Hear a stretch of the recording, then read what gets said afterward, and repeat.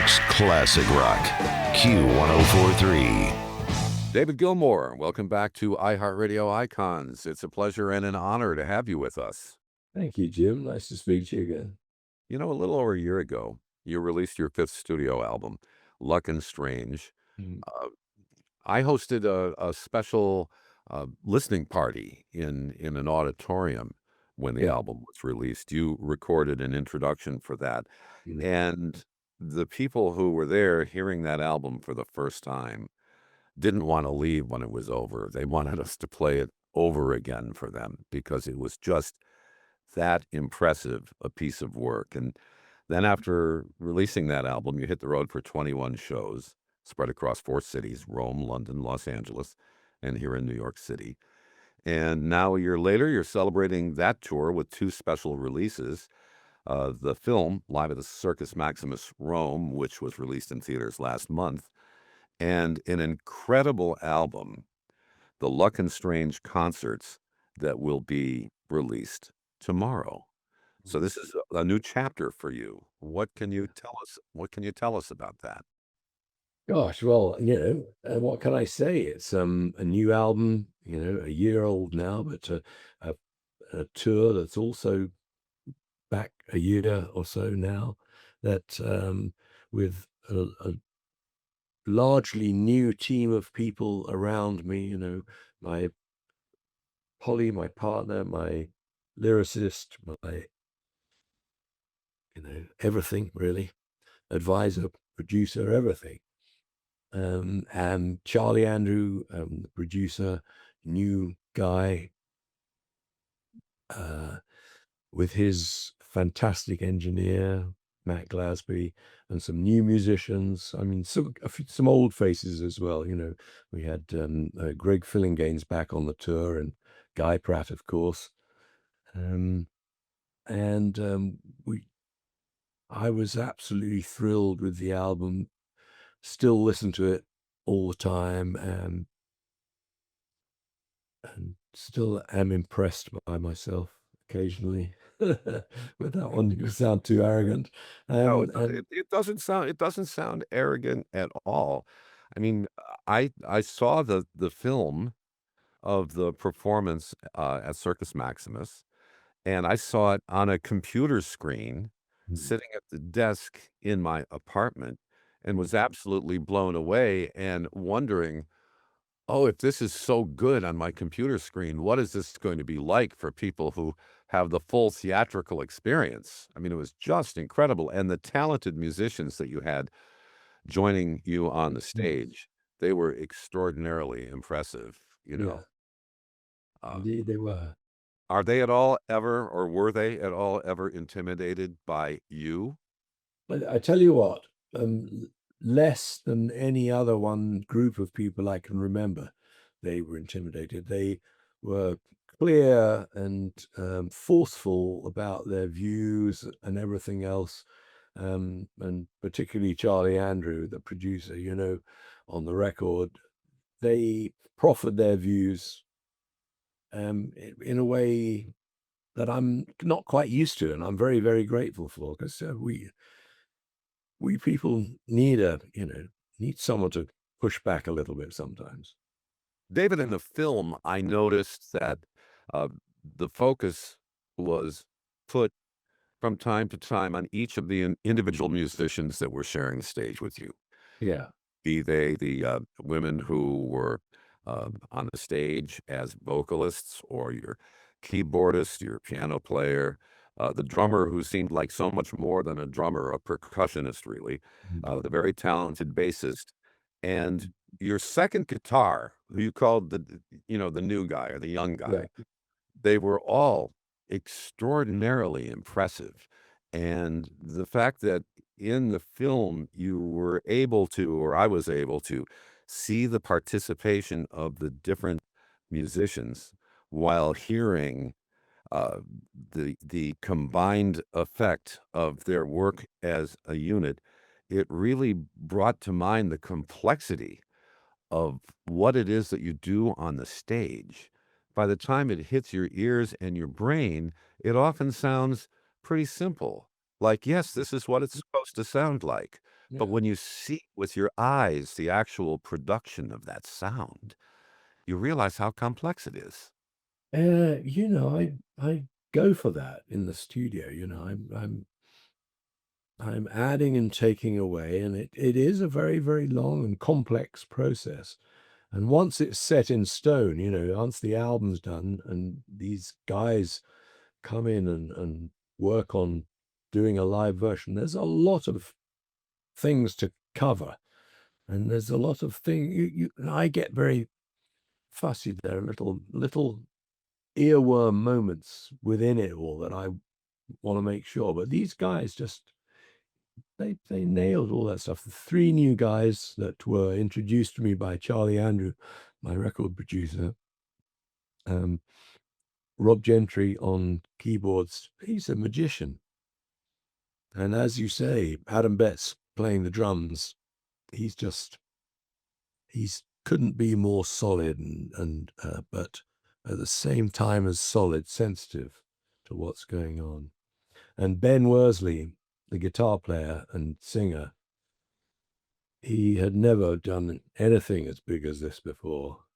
But we couldn't have made a better choice.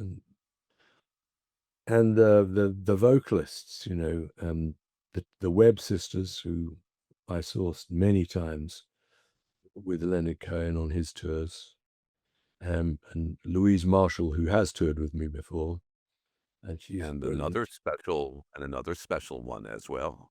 And another special one, my daughter Romany, who this was her first time. I mean, in Rome was the first time she'd ever been on a stage in front of more than 30 or 40 people in her school classroom, because she's always done a bit of well, she's trained as an actor and has done quite a bit of music over the years with me for fun.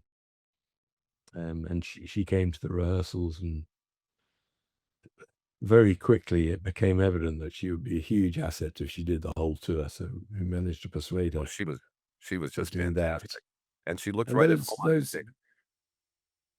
they all play instruments as well, the women, Mhm. the vocalists, and they in fact have formed their own group since, and have been going out doing dates in London and places in London and Brighton as the Marshall Gilmour Webbs, and they are great, and they accompany themselves.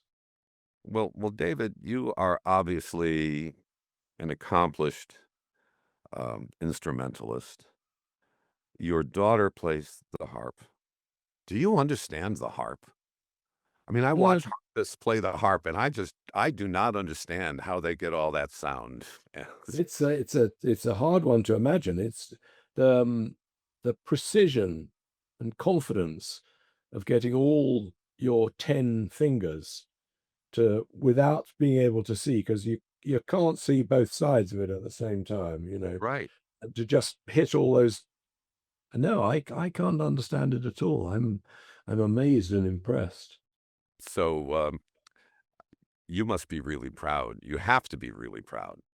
Her exuberance on stage was infectious, and I believe that it G'd everyone up, all of the musicians, all the however many of us there were, 9, I think, all the players were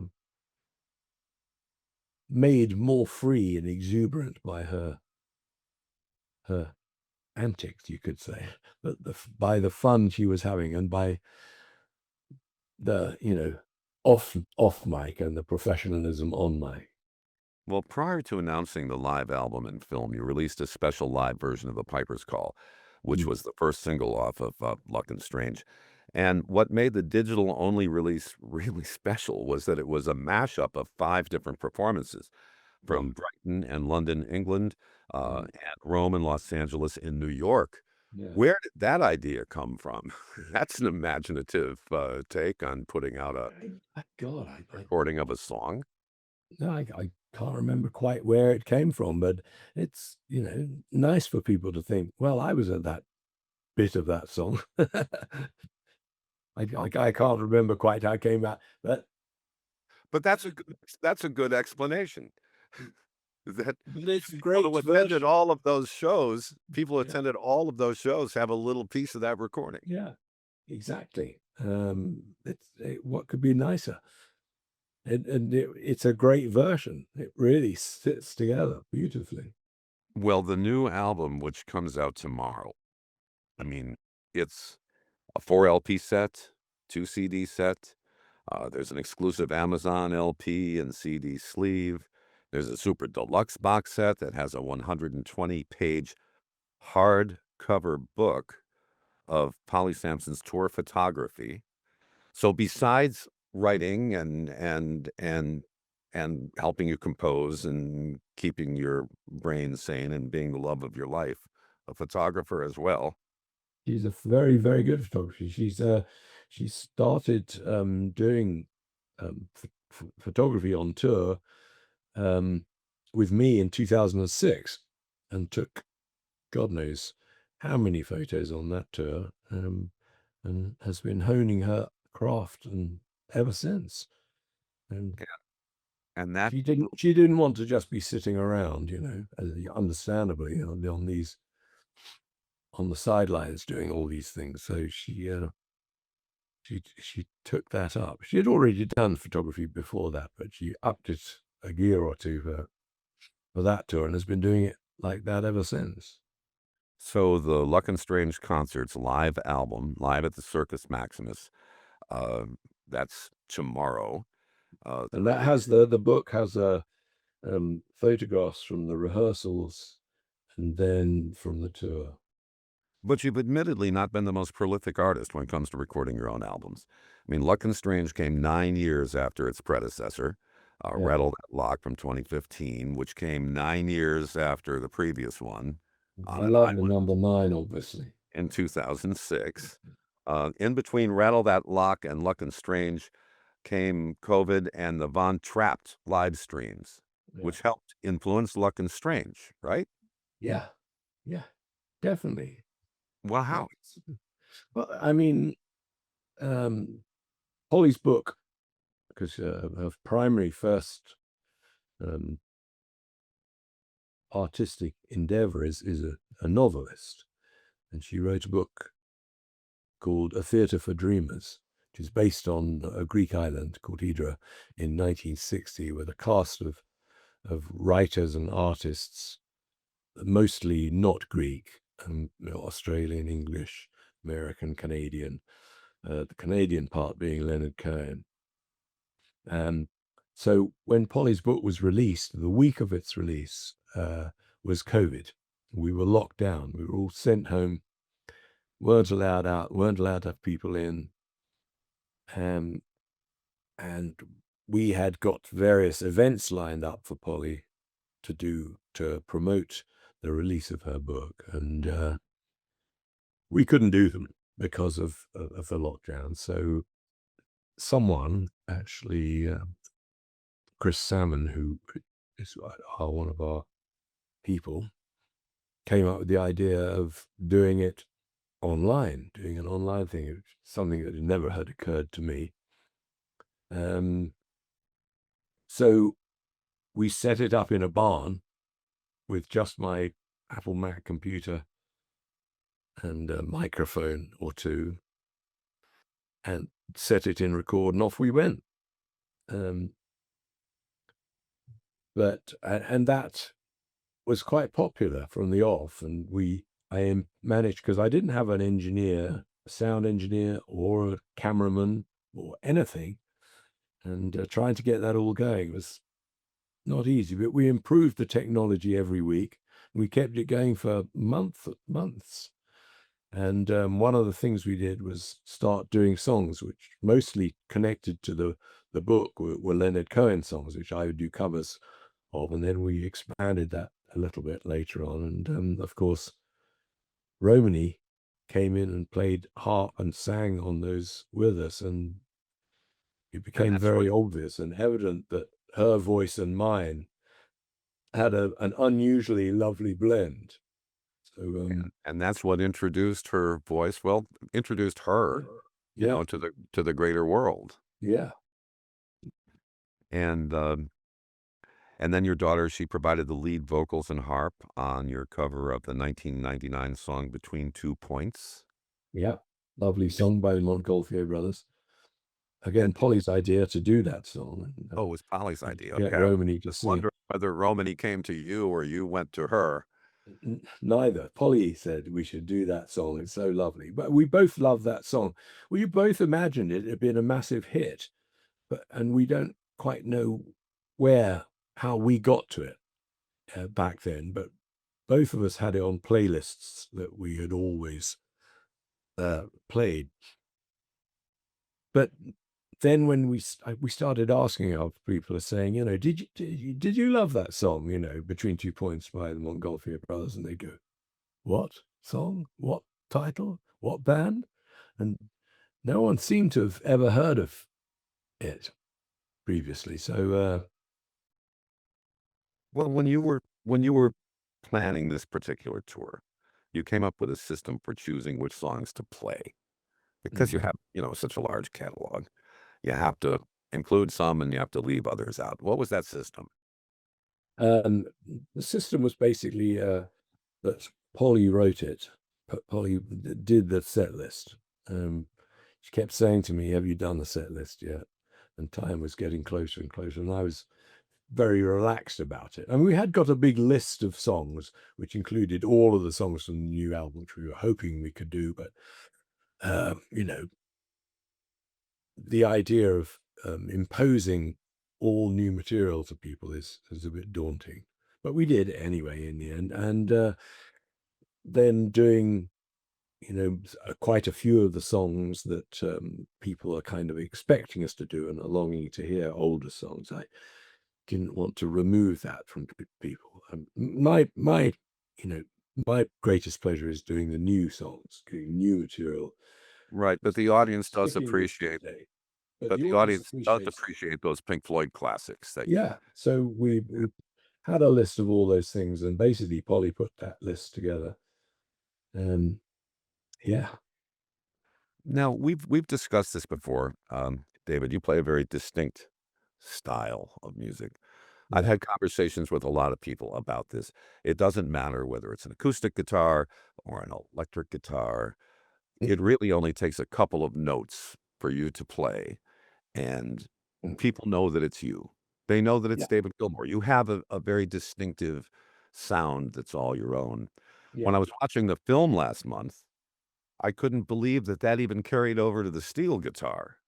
yeah. You sat down at the steel guitar and my ears said to my brain, "That's David Gilmour. It's the David Gilmour sound on the Mm. steel guitar."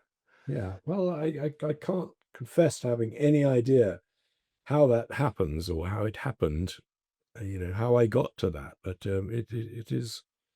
that is what is said.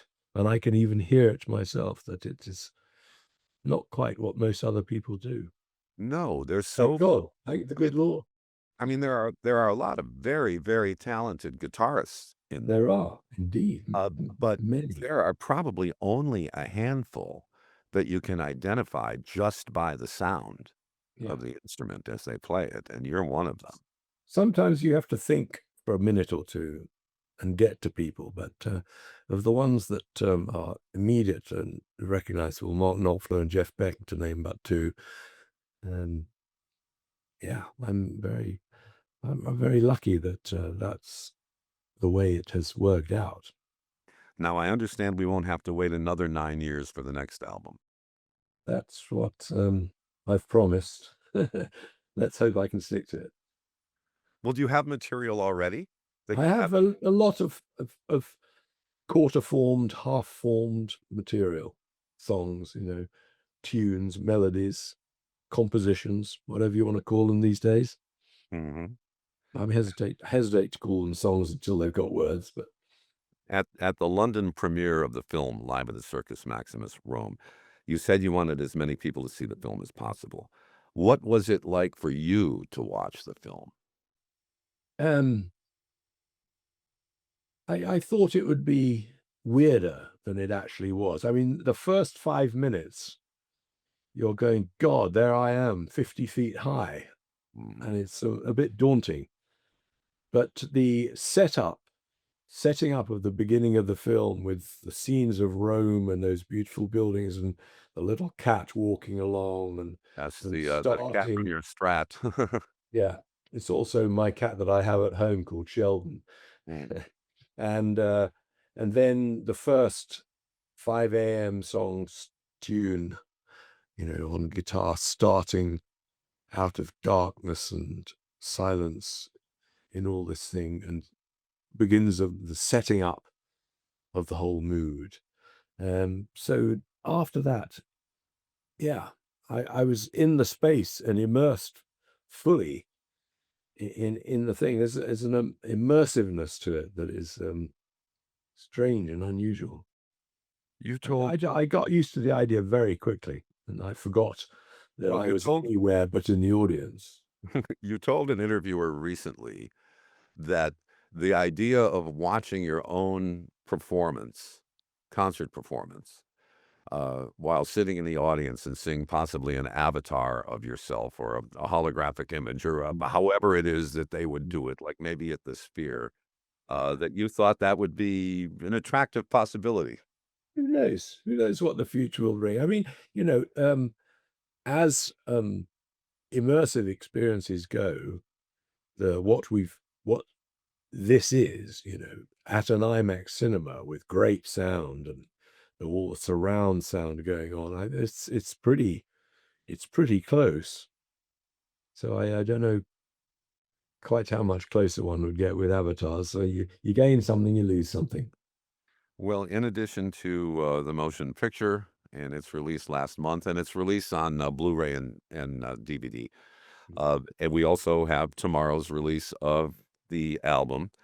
And Pink Floyd, that would be you, as part of that, recently announced the 50th anniversary edition of Wish You Were Here. Yeah. Can you believe it's been 50 years? Yeah, it has. So it was 1975 to 2025. It's a while ago, Yeah, but which you is put that album on the turntable and dropped a needle on it, and it sounds like it could have been recorded, last month. timeless. Well, I hope it is,